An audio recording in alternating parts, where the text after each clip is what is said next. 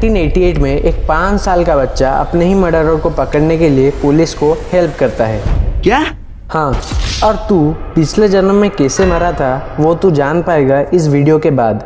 अगर ऐसे वीडियोस तुझे हर हफ्ते चाहिए तो भाई सब्सक्राइब कर दे, प्रॉमिस है तू रिग्रेट नहीं करेगा। ठीक है भाई। 28 अगस्त 1983 आगरा में एक मर्डर होता है।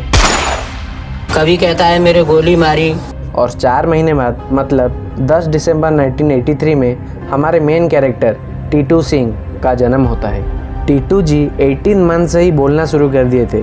ABCD नहीं, उन्होंने ये बोला, मेरी माँ का नाम राजकुमारी है, मेरी बहू का नाम उमा है, मेरे पापा जी का नाम चंदा भारती है। उन्होंने अपने माँ से ये भी कहा कि क्या ये फटे पुराने साड़ी पहनती रहती हो।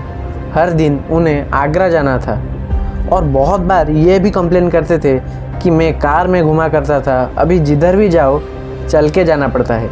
ऐसे व्यवहार से घर के सारे लोग चौंक गए थे। एक बार टीटू जी के पापा जी अकेले ही आगरा चले गए थे तो उन्होंने पूरा घर सर पे उठा दिया। जब उनके बड़े भाई अशोक ने टीटू जी से पूछा कि आगरा के बारे में तुम्हें क्या याद है, तो उन्होंने जो बताया वो सुन के अशोक जी को भी पता चल गया था कि इसके बातों में कुछ तो सच्चाई है। टीटू जी ने ये बताया कि उनका नाम सुरेश वर्मा है, ना कि टीटू। उनके 2 बच्चे हैं, वो सुरेश रेडियो शॉप के मालिक हैं, उनके बीबी का नाम है उमा, और भी बहुत सारे डिटेल्स बताए।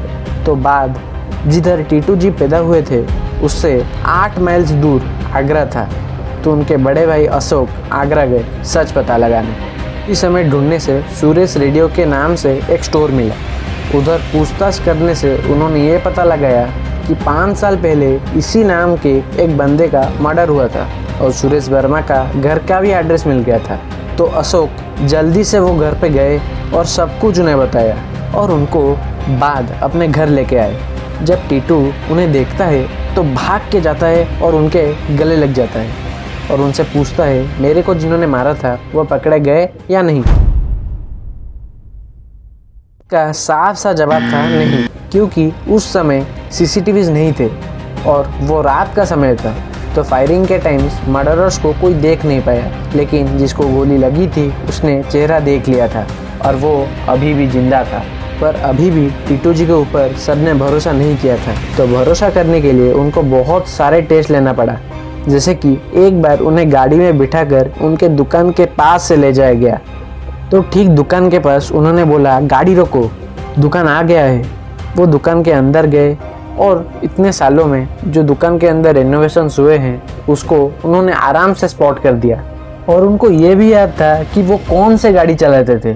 तो इतने सारे प्रूफ्स मिलने के बाद पैरासाइकोलॉजिस्ट इसके ऊपर डिटेल स्टडी किए, जिससे ये पता चला कि जिधर सुरेश को गोली लगी थी उधर टीटू को मार्क्स थे।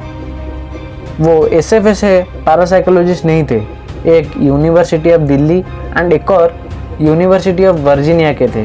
बहुत सारे टेस्ट देने के बाद सबको यकीन हो गया कि ये सुरेश वर्मा का दूसरा जन्म है, तो अभी टाइम मर्डरर्स को पकड़ने का था। पर रीइंकार्नेशन का केस ज़्यादा क्रेडिबल नहीं था, लेकिन फिर भी टीटू सिंह ने बताया कि उसके राइवल बिजनेसमैन ने उसको गोली मारा था। ये बात एक पुलिस वाला थोड़ा सीरियसली लेता है और उस बिजनेसमैन को सख्ती से पूछताछ करने से वो स्वीकार करता है कि उसने सुरेश वर्मा को मारा था। अभी तोरण सिंह उर्फ टीटू एक टीचर है और ये रहा उनका फोटो। ये कुछ मूवी स्क्रिप्ट जैसा नहीं हो गया? मतलब बदला लेने के लिए दूसरा जन्म। आपके बॉडी को थोड़े अच्छे से देखो और बर्थ मार्क से पता चल सकता है कि आप पिछले जन्म में कैसे मरे थे।